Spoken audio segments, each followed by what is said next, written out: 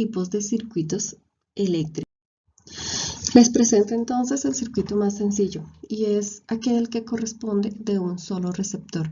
Recuerde que el receptor puede ser una lámpara, un timbre o un bombillo.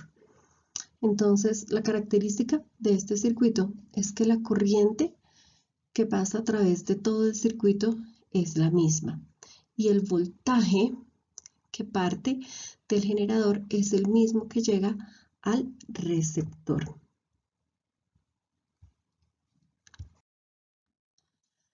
Los circuitos en serie.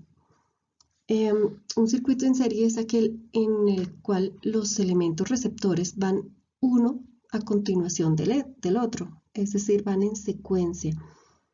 En este caso, la corriente circula por un solo camino, partiendo de la fuente generadora de energía hacia cada uno de los componentes. La intensidad de corriente entonces que atraviesa todos los receptores es la misma. Es decir, la corriente que parte es la misma que pasa por cada uno de los elementos del circuito. La resistencia total o resistencia equivalente de este circuito equivale a la suma del valor de las resistencias de cada uno de los elementos. La tensión total o el voltaje es igual a la suma de las tensiones en cada uno de los receptores. Este circuito tiene la característica que si se desconecta un receptor, el circuito como tal queda inhabilitado. Deja de pasar la corriente porque se dice que el circuito queda abierto. Ejemplo claro de este tipo de circuitos son las luces de Navidad, donde el alimentador viene dado por el tomacorriente, quien sería la fuente de poder, seguido por los conductores y pasan a través de cada una de las bombillas que vendrían siendo las resistencias. Los circuitos en paralelo son aquellos en los cuales los elementos o los receptores se ubican, como su nombre lo dice, en paralelo. Es decir, los terminales se conectan entre iguales, positivo con positivo y negativo con negativo. Un circuito en paralelo es aquel esquema en el cual la corriente se distribuye en cada una de estas ramificaciones. Entonces, la corriente encuentra un nodo y se divide conforme a la necesidad de cada una de los receptores. En este caso, las tensiones de todos los receptores van a ser iguales, pero la corriente, ¿cómo se divide? La corriente total equivale a la suma de cada una de las corrientes en las cuales fue dividida dentro del circuito. La resistencia, entonces, total del circuito se aplica o se calcula más bien aplicando la siguiente fórmula. De esta fórmula se deduce que entre más resistencias estén conectadas al circuito, menor será el valor de la resistencia total. Y si el valor de la resistencia total es menor, entonces la corriente, la intensidad de la corriente es superior. En este tipo de circuitos, si alguno de los elementos receptores es desconectado o se funde, la corriente seguirá fluyendo a través de los otros circuitos. La mayoría de las aplicaciones de este circuito son domésticas. Por ejemplo, en la lavadora o el sistema de calefacción son circuitos en paralelo.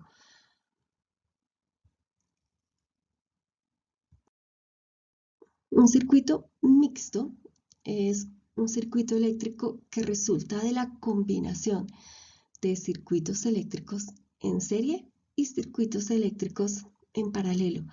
Realmente este circuito es el más utilizado y también al que vamos a mirar con mayor detenimiento. Es por eso que en esta parte solo lo vamos a mencionar para verlo en el próximo tema más a profundidad. La ley de Ohm, que obviamente no es un tipo de circuito, pero esta ley nos ayuda a resolver ejercicios con circuitos. Es muy importante. Esta ley relaciona los tres componentes que influyen en un circuito eléctrico. Estas tres componentes son la tensión o el voltaje, la corriente y la resistencia. Entonces, el ohmio es la unidad de medida de la resistencia y se representa con el símbolo de la letra griega omega. La ley de Ohm establece que la intensidad de la corriente que circula por un conductor es directamente proporcional al voltaje e inversamente proporcional al valor de la resistencia. La ley de Ohm lleva su nombre en honor al físico alemán Georg Ohm, quien en un tratado publicado en 1827 encontró los valores de estos elementos, pero dentro de un caos, un circuito eléctrico conformado por varias tensiones, varias corrientes, varias resistencias y tenían muchos cables. Entonces, a partir de experimentos, a partir de la práctica, él encontró esta relación. Y si se observa, esta relación corresponde a tres ecuaciones que son las que tengo acá.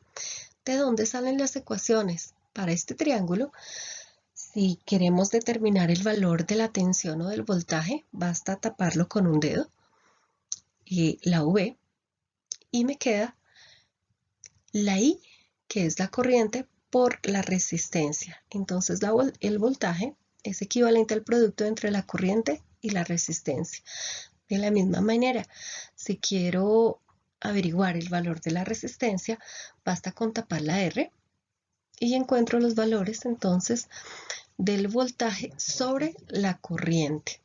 Recordemos, en el sistema internacional, el voltaje o tensión debe venir en las unidades de voltios y la corriente se da en amperios. Vamos con el primer ejercicio resuelto. En este ejercicio me dan un circuito en serie donde conozco el valor de cada una de las resistencias y el voltaje. Me piden encontrar la resistencia total, la corriente de la fuente, los voltajes que pasan por cada una de las resistencias y el voltaje total. Entonces, para la resistencia total, basta con sumar el valor de cada una de las resistencias de forma independiente. Para la corriente, entonces utilizamos la ley de Ohm. De la ley de Ohm sabemos que la corriente es igual al voltaje sobre la resistencia. Reemplazamos los valores sabiendo que esa resistencia corresponde a la resistencia total y efectuamos la operación. Para encontrar cada uno de los voltajes también recurrimos a la ley de Ohm. En este caso no utilizamos la resistencia total, sino utilizamos el valor de cada una de las resistencias. Recuerde que voltaje es igual a corriente por resistencia y la corriente es la misma en todo el circuito. Y por último, el voltaje total, que corresponde a la suma del voltaje que pasa por cada una de las resistencias. El ejercicio resuelto 2 corresponde a un circuito en paralelo y me dice, me dan también el valor de cada una de las resistencias, son 3 resistencias, me dan el voltaje y me piden determinar la resistencia total del circuito, la corriente total y la corriente que circula por cada una de las resistencias. Entonces yo aquí coloqué la ecuación para resolver la resistencia total o resistencia equivalente. Lo que hago simplemente es reemplazar los valores para cada una de las resistencias. Efectúo la operación del denominador, que es una suma de fraccionarios normal. Yo la hago con MCM, ustedes la pueden hacer como prefieran. Y cuando llego acá al último resultado, entonces lo que hago es invertir este denominador. Me dio 1 sobre 3/4, hago lo invierto, entonces el 4 me queda en el numerador y el 3 me queda en el denominador. Luego de esto, si ya efectúo la división, 4/3, que es igual a 1.33 ohmios. Esta sería la solución de A. Para la solución de B, para la corriente total, recordemos que la corriente total pues, es diferente para cada una de las resistencias.